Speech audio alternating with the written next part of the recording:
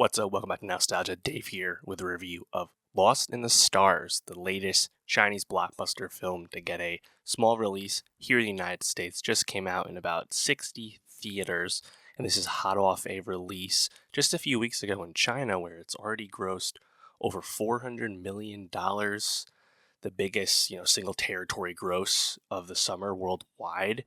The product of the Dragon Boat Festival over there in China, big hit, and this got my attention due to the, of course, big box office. And I've seen a few of the big hits already this year, like Hidden Blade, Full River Red, and Wandering Earth 2. So I'm always looking out for, and Born to Fly as well. I'm always looking out for when something gets a release here in the US because it is so rare. And Lost in the Stars, I think, is actually quite interesting because it's a adaptation written by Chen Zhishen, who is probably most well known as the director of the Detective Chinatown blockbuster film trilogy in China. And this is an adaptation of the 1960 play Trap for a Lonely Man from Robert Thomas. And that play had previously been optioned by none other than Alfred Hitchcock, although Hitchcock never actually made that play into a movie or anything. The play was adapted into a Russian film in 1990, and this new film, Lost in the Stars, is kind of an adaptation of both that play and as well as the Russian film that adapted the play.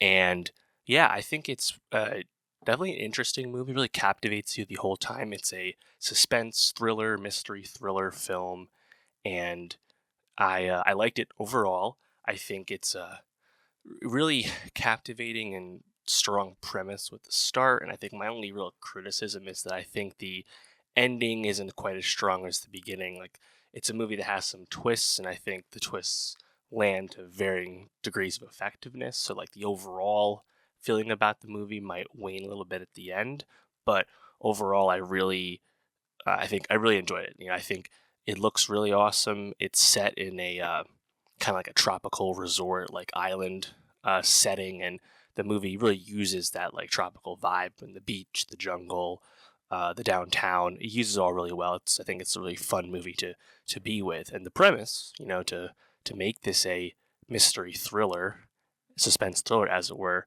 The premise, I think, is a great hook right away. You have this our lead, He Fe, played by Zhu Yilong. He Fe is a man, at the resort, and he wakes up and he doesn't recognize his wife in bed with him. And he calls the police, saying that this is not his wife. His actual wife is missing, can't find her. And, it turns out the woman in bed with him has ID, has photos, has all kinds of evidence that she is in fact his wife. The surveillance backs it up. The police chop this up to his medication and just being delusional, things of that nature.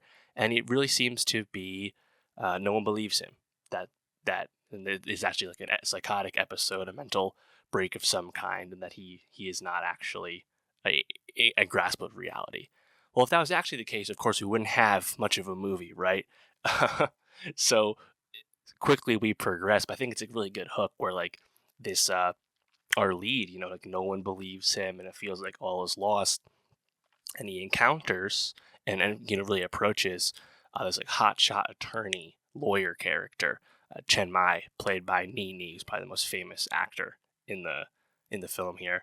And Chen Mai believes him, and she's this really successful, has a perceptive nature to things, and she starts to uncover, and quickly it's presented to the audience and presented to He Fe that like his wife seemingly had her identity stolen and perhaps had been, sent into sex trafficking of some kind, or maybe she's been killed.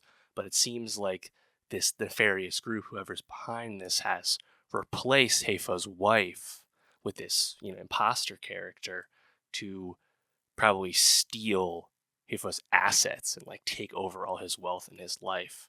And I think that's like just a really interesting premise, really a lot to chew on. Definitely gives you a lot of fear if like that could happen, because like the way it's presented in the movie, it's like there doesn't seem to be any outs. It seems really harrowing. And I think on top of that, the woman who's playing the imposter wife, played by Kei Huang. I think she is really great, really playing the part well, and I think that setup right there is, I think, really captivating as He and Chen Mai are trying to like figure out like what they can do, how they can, you know, uncover what's happened. That they don't trust the police. Maybe the police are in on it. There's a mole, things of that nature, and there's some chase sequences. There's one moment where it's a car chase, and I think they do a really good job of hiding the fact that it wasn't really filmed as like an intense high speed chase, because they use like a drone, and the drone whips across the road and stuff, and they speed things up to give you the illusion of it being like a high speed chase. It actually like kind of worked for being like an obvious like filmmaking trick. So yeah, I thought that whole part was fun. And I think really important about Lost in the Stars is that it layers in a lot of flashbacks about Heifa and his actual wife, who they're trying to find, Li Muzi, who's played by Janice Mann. And like you learn more and more about these characters, and more twist seems to come up as Chen Mai starts to surmise that maybe things in Heifa's past might be involved in the reason why these things are happening. I don't want to spoil like the twists to come, because there's a few, and they're definitely big ones. I didn't foresee all of them, but like I think the fact that I was able to foresee like the last twist or two, maybe the plotting got a bit thin towards the back there, but overall, I think I was really captivated by it. There's this, I think, other element with Heifa and his actual wife, where they have this like mutual affection for Van Gogh's Starry Starry Night, and that seems to be like this recurring motif in the film. I think that works like well enough, because I think the flashbacks actually like really effective as a form of exposition and like adding to the story. So yeah, I was into it. I think, like I said, like maybe it's a tad long as a film, but overall, I was pretty gripped by it, even if I didn't totally love the ending. But overall, I think it's definitely a really fun thriller. I mean, these types of movies generally, if you execute them pretty well, they are a good time. And that kind of mystery suspense thriller is just a great genre, and I think this is a really fun example of one. So I would definitely recommend it. Obviously, it's in very limited release here in the States, and eventually make its way to streaming, where I assume most people in the States would find it if they so choose. But I would definitely recommend it. I think it's been fun to get really a handful of Chinese releases in U.S. theaters. Again, I'm lucky to be in Boston, where I can rely on those releases. And Lost in the Stars was like completely sold out this weekend in Boston when I saw it. I think it was literally like the only seats left were like the handicap reserve seats in my showing, like completely packed. And there were, I think, humor moments that landed with the crowd. Some of the twists got big reactions in the crowd. I think it's an effective movie and a fun movie to see in a group as well. But let me know, how did you like Lost in the Stars? Did you like the level and volume of twists? How'd you like the ending compared to me?